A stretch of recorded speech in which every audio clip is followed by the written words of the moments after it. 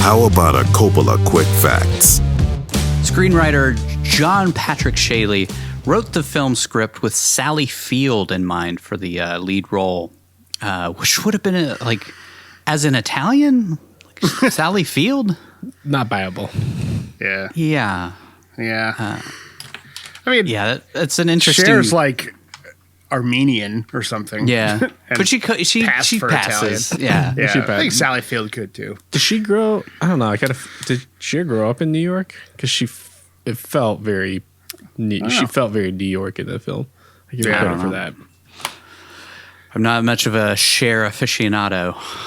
What? Nicolas Cage's screen test didn't impress the studio at all, and they wanted to go with somebody else to play Ronnie, but Cher actually insisted that Cage was the one to play the role and threatened to quit unless he was hired. And after a few days, the studio relented. So we can thank Cher for, I lost my hand. It's interesting, like why? Oh, okay. That makes sense. Why specifically? I mean, maybe because she wanted that fiery feel. And he is Italian. Yeah, maybe she just had a crush on him. Maybe. I mean, who doesn't? The great John Mahoney, who always kind of gets relegated as just Frasier's dad, but he was in a bunch of things in the 80s. I remember, what was it, Brat Pack films, I think like Pretty in Pink or 16 Candles, one of the two. He played Molly Ringwald's dad in one of those films. That was where I remembered him from first. Because as a kid, those movies were huge in the 80s when I was growing up. But John Mahoney later revealed that his role in the film got him widespread attention, which actually ended up leading to him getting cast as Frasier's dad, which is funny. He's only in 2 scenes in the whole film. I feel like he has a much bigger role, and I think it's Pretty in Pink. He was in Say Anything, which is the John Cusack holding up the boombox. Oh, yeah. Maybe that's what I'm thinking of, Say Anything. Was he in? But yeah, he was in Barton Fink, right? Yeah, he was in Barton Fink. Yeah, so he was around. He was in a lot of stuff. I mean, like being, I would say he was like maybe 4th string star of a Coen Brothers movie in the 80s. I mean, that's huge. And he was in all those John Hughes, well, at least one John Hughes film. While filming between takes, Cher mentioned to Olympia Dukakis that the film was going to be a dud. She originally thought that she was giving a bad performance, but she ended up going on to win an Oscar and a Golden Globe for Best Actress, which the first scene where she's talking to Johnny in the restaurant, I thought she gave an absolutely atrocious read while she's like talking about the fish that he shouldn't eat. Like, I feel like that should have taken her out of the running just right there. I thought that too. I was like, really? This is what we're going to get in this movie? How did she get an award for this? Best Actress, yeah. I kind of a very wondered, light field. Yeah, I also kind of wondered if that was direction that she was given, kind of be bland, because it's very bland to me, very like robotic. And they were trying to portray that in her character, I think, at times, but maybe like she's going through the motions with this guy. Right. It's just like very robotic. It fits. Yeah. I don't know. That's what I was wondering, if that was the direction that she got, because the rest of the film, she's not like that, but it was very like, it was just like very like, okay, say this, then that, then this, then that, and it'd be like as flat and kind of derived of any real emotion. Yeah. She's just kind of resigned herself to be sort of like an old woman. She's just kind of given up on being young and full of, romance and love and all that kind of stuff. Life, yeah. Though we see her like, well, we'll get into it in the breakdown, but we see her with the rose at the beginning. Like she was like, yeah, why would you spend that much money on these roses when they're just going to be thrown away? And then when the guy gives her the rose, then you can kind of see that she's like, a romantic at heart. Mm-hmm. Thanks, Boobala, whatever his name is. Boobala. I called him Vito Corleone because it sounds just like Vito Corleone. This is the only Best Picture Oscar-nominated film of Cher or Nicolas Cage's careers.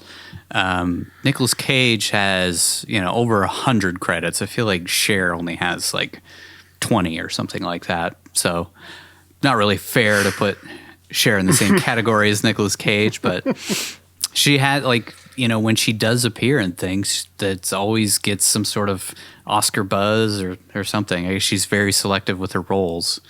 So she did say at one point that there were some roles that she was offered that she regrets not taking, but they keep trying to pull her out of retirement for different things. There was a film just recently that she wanted to, or that they wanted her to be in, and she was like, I'm too old. Yeah, I looked it up. She's 75 years old now. Whoa. Yeah, she's getting up there. Olympia Dukakis is only 15 years older than her on-screen daughter, Cher. And Cher is 18 years older than Nicolas Cage. And this one is crazy, which is pretty obvious when you watch the movie. But Danny Aiello and Nicolas Cage, who play brothers, Danny Aiello was 54 years old, and Nick Cage was 23. And I don't even know if that's possible, even with like fertility drugs, to have kids 31 years apart. It is. It is. If you're Italian or Mexican. God. Yeah. I mean, his mom was like an old lady, so like, Yeah. she was like 80 something. So Yeah.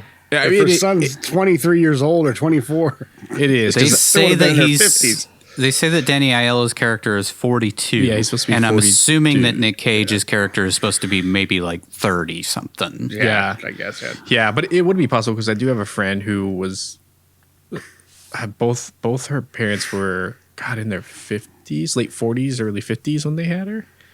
So I mean, and all her siblings were like 20 plus years older than her. So it is possible. Unlikely. Maybe But Nick possible. Cage is adopted. Yeah. That's why he doesn't like Yeah, his he mom. does. That's why he doesn't like his mom.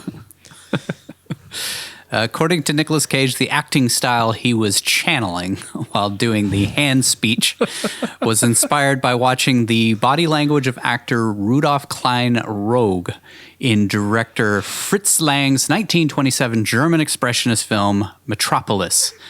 We have really seen this as a trend. Like, Nick Cage loves those films that everybody if you're like a film buff, you have to pretend you love, like The Cabinet of Dr. Caligari, Metropolis, Nosferatu, Original Frankenstein. Like, I don't know if anybody's like, oh my God, these are the greatest films I've ever seen. It's just like they're ingrained in, like, if you're a film person, you have to pretend that you love those films. You got to know about the German expressionism Yes. films and stuff. So. Originally, the film was called The Bride and the Wolf, which actually makes a lot of sense. And this is actually ranked number 8 on the American Film Institute list of the 10 greatest films in the genre of romantic comedy. That was taken back in June 2008, I think, when they did like their 100 greatest films of all time. It didn't make it into the top 100 films of all time, but number 8 on the romantic comedies, which I don't know. Maybe I haven't watched enough romantic comedies, and this is definitely I'm not the demographic for this film, but As a rom-com enthusiast, I would say that this, maybe top 20, top 20. Watch a lot of rom-coms. Liar Liar being number 1.